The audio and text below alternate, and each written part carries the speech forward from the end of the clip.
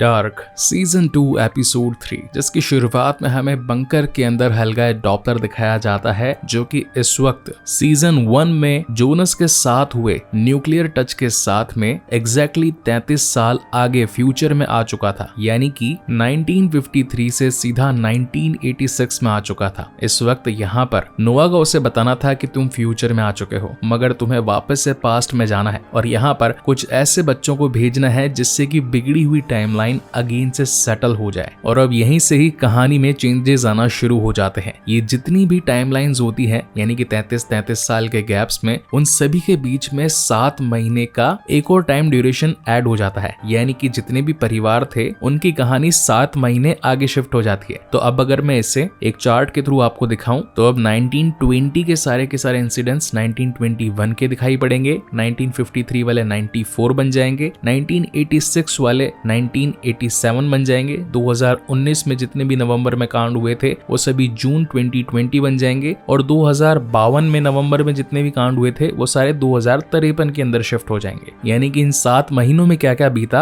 अब इस सीजन 2 के अंदर ये सारी चीजें भी डिस्कस होंगी। जिसके बाद में सीन शिफ्ट होता है डायरेक्टली डोरिस टाइडमैन पर, जो कि ईगॉन टाइडमैन की वाइफ थी। उनके घर पर जो किराएदार रहने के लिए आई थी, यानी कि एग्नेस नील्सन, इस वक्त वो उसके साथ में फोर प्ले कर रही थी और यही चीजें गलती से दूर खड़ी क्लॉडिया ने देख लिया था। अब यहाँ पर डोरिस बहुत ज्यादा डर जाती है और वो एग्नेस से कहती है कि कहीं मेरे पति को, यानी कि उसके फादर को, सब कुछ चीजें बताना दे। जिस पर एग्नेस कहती है कि तुम टेंशन मत लो, हमारा प्यार अमर रहेगा। अब बेसिकली ये जो दोनों ही लेडीज थी, इन्हें प्यार मिल नहीं रहा था, यानी कि एग्नेस के पास उसका पति नहीं था और डोरिस का हस्बैंड यानी कि ईगॉन टाइडमैन वो हर वक्त पुलिस स्टेशन के अंदर ही बिजी रहता था। तो इन दोनों ने ही आपस में खुशियां ढूंढने का रास्ता निकाल लिया था। जिसके बाद में सीन शिफ्ट होता है सीधा हेल्गा डॉपलर पर, जो कि करीब एक हफ्ते तक उसी बंकर के नीचे था। हालांकि था तो फ्यूचर में, मगर उसे टाइम ट्रेवल करवा करके नोवा फिर से 1953 वाली टाइमलाइन में ले आया था। और अब जैसा कि मैंने आपको बताया कि सारे के सारे जो सिनारियोज हैं वो 7 महीने आगे शिफ्ट हो जाते हैं, इसलिए घर में एंटर करते वक्त ही तारीख दिखाई जाती है 23 जून 1954। अब यहाँ जो 7 महीने बाद हेल्गा अपने घर पर लौट करके आया था, उसकी मॉम देखती है कि उसका कान पूरी तरीके से फटा हुआ है और अब तो नई चमड़ी भी उभरने लगी है। वो इतने टाइम से जो गायब था, इसलिए उसकी माँ काफी ज्यादा पॉसेसिव हो चुकी थी, पुलिस को बोल बोल करके थक चुकी थी कि आखिर मेरे बेटे को ढूंढ करके लाओ। और अब जब वो फाइनली आया था तो वो कुछ बोलता ही नहीं है, किसी भी चीज का कोई रिएक्शन नहीं देता, बस चुपचाप ही रहता है। यहाँ पुलिस स्टेशन में भी ईगॉन टाइडमैन के बॉस उसे बताते हैं कि जो लड़का आज से 7 महीने पहले यानी कि हेल्गा गायब हुआ था वो वापस से लौट आया है। अब न जाने आया कैसे है, इसकी इन्वेस्टिगेशन के लिए तुम्हें एक बार उनके घर पर जरूर जाना चाहिए। जिसके बाद सीन जंगल में शिफ्ट होता है, जहाँ पर हम ईगॉन टाइडमैन की बेटी क्लॉडिया टाइडमैन को देख पाते हैं, जो कि इस वक्त ट्रॉन्टे नील्सन के साथ में घूम रही थी। अब जाहिर सी बात है, इन दोनों की ही मम्मियां जब आपस में लगी हुई थी तो बच्ची ने जब ये सारी चीजें देख ली तो अब वो भी बचपन में ही ट्रॉन्टे के साथ में पैंट खोलकर इंटीमेट हो जाती है। और यही रीजन भी था कि सीजन 1 में हमने ट्रॉन्टे को क्लॉडिया के ऑफिस में आते जाते देखा था, क्योंकि वो उससे बचपन से ही प्यार किया करता था। अब यहाँ पर हम करंट सिचुएशन वाली क्लॉडिया को देख पाते हैं, जो कि पावर प्लांट की डायरेक्टर भी थी, मगर उसकी बेटी रजीना, जो कि पहले कभी उसकी बात माना नहीं करती थी, बाल एकदम घुंघराले झल्ली की तरह रहा करती थी, मगर जब से उसे अलेक्जेंडर मिला तब से उसने बालों को स्ट्रेट करके तरीके से कपड़े पहनना शुरू कर दिया था। हालांकि क्लॉडिया को ये चेंजेस पसंद तो आते हैं, मगर वो समझ जाती है कि यहाँ पर कुछ ना कुछ दाल में काला है। कि तभी उसे अपने घर पर पड़ी एक बुक नजर आती है H.G. तन्हाउस की द जर्नी थ्रू टाइम की, जो कि उसे याद आता है कि ये बुक मुझे हेल्गा ने दी थी इस पावर प्लांट में एंटर करते वक्त, मगर दी क्यों थी इसका रीजन उसे इस वक्त मालूम नहीं था। यहाँ पर हम ईगॉन टाइडमैन को देख पाते हैं, जो कि इस वक्त ग्रेटा डॉपलर के पास पहुंचा होता है, यानी कि हेल्गा की मम्मी, और वो पूछता भी है कि आपका बेटा जो कि इतने महीनों से गायब था अब अचानक से लौट आया है, तो मैं उससे कुछ सवाल जवाब पूछना चाहता हूं, तो क्या मैं उससे मिल सकता हूं। जहां पर उसकी मम्मी ईगॉन को हेल्गा के पास छोड़ आती है। जैसे ईगॉन हेल्गा से पूछता है कि बेटा तुम कहां पर थे, तुमने इतने वक्त क्या किया, क्या खाया, कहां पर रहे, तुम्हें लेकर के कौन गया था, तुम्हारे साथ हुआ क्या क्या, मगर हेल्गा उनमें से किसी भी बात का जवाब नहीं देता, बस चुपचाप बैठा रहता है। ये बात थी 1954 की। जिसके बाद अब 33 साल जब आगे शिफ्ट होते हैं, यानी कि 1987 में क्लॉडिया मिलने के लिए आती है हेल्गा से और पूछती है कि आखिर तुमने ये किताब मुझे क्यों दी। जहां पर हेल्गा का बताना था कि ये किताब मुझे तुम्हें देने के लिए नोवा ने कहा था, और नोवा टाइम ट्रेवल कर भी सकता है और करवा भी सकता है। अब यहाँ से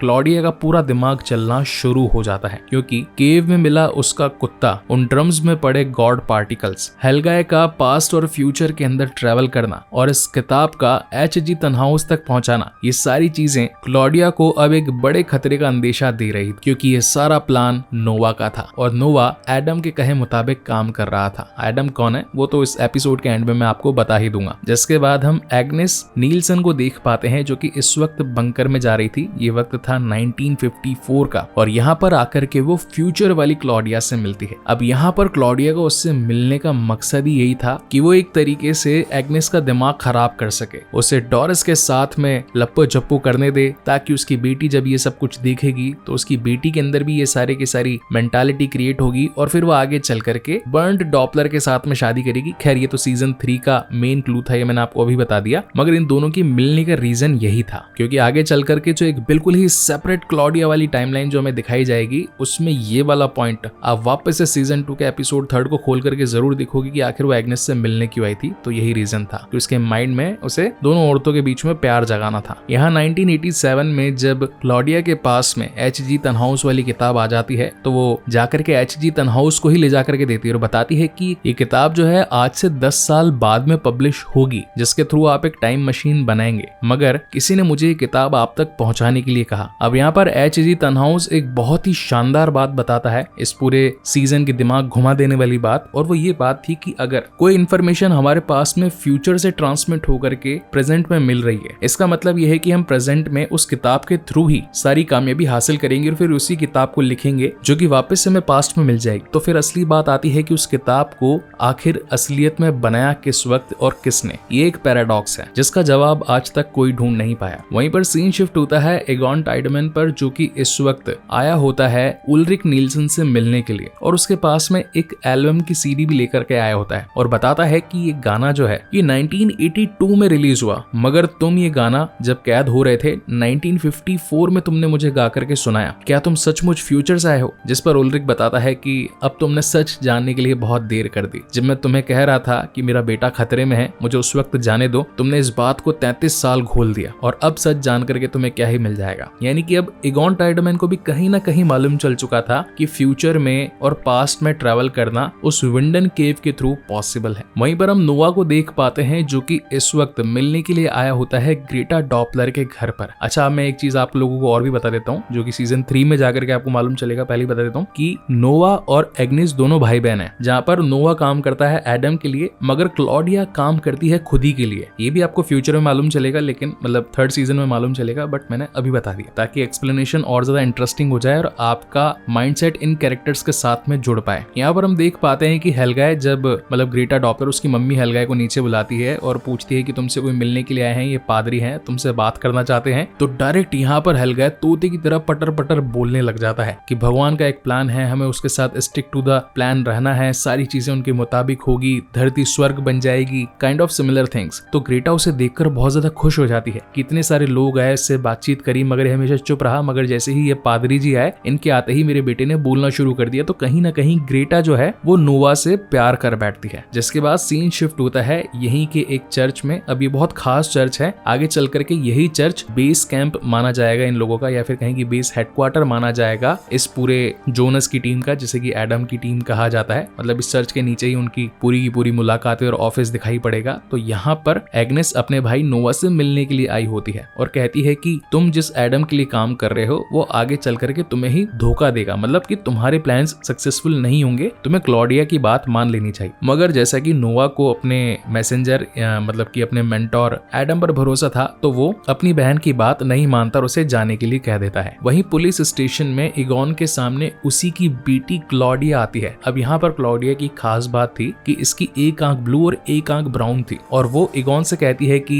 मुझे मेरे हर काम के लिए माफ कर देना। अब बेसिकली फ्यूचर में ये होगा कि क्लॉडिया अपने ही बाप को जान से मार देगी, मगर जब उसे आगे चल करके पछतावा होगा तो इसलिए वो सॉरी मांगने के लिए पास्ट में अपने पापा के सामने बैठी होती है। हालांकि थी तो इस वक्त वो अपने पापा से भी बुढ़ी, क्योंकि वो 2053 से जो आई थी, मगर इस वक्त उसे अपने फादर से सॉरी बोलना था और वो सिर्फ यही बोल करके जाती है कि मुझे मेरे थ्रू किए गए हर गुनाह के लिए माफ करना। खैर एगॉन समझ नहीं पाता और उसे यहाँ से जाने के लिए कह देता है। इसके बाद सीन शिफ्ट होता है क्लॉडिया की मिड वर्जन पर। मिड वर्जन से मिलने के लिए उसी के फादर आए होते हैं और अब जैसा कि थोड़ी देर पहले मैंने आपको बताया था कि 33 साल पहले एगॉन के पुलिस स्टेशन में उससे मिलने के लिए क्लॉडिया ही आई थी, जिसकी आंखें एक ब्लू एक ब्राउन थी। तो वो अपनी बेटी को देख करके हैरान हो जाते हैं कि यार मेरी बेटी की भी जो आंख है, एक ब्लू है एक ब्राउन है, क्या वो मेरे साथ कुछ करने वाली है। खैर जो भी होगा देखा जाएगा, मगर इस वक्त जो कि उसे कैंसर हुआ था वो सिर्फ अपनी बेटी के साथ कुछ पल बिताना चाहता था, क्योंकि ऑलमोस्ट अब रिटायर होने वाला था। इसलिए एक सीन हमें यहाँ पर 1987 में गले मिलने का दिखाया जाता है और एक सीन हमें 1954 का दिखाया जाता है, जहाँ पर ईगोन अपनी ही बेटी क्लॉडिया के साथ में गले मिलता है। वहीं पर सीन शिफ्ट होता है H.G. तनहाउस के सबसे यंगेस्ट वर्जन पर, जिनके पास में थोड़े दिन पहले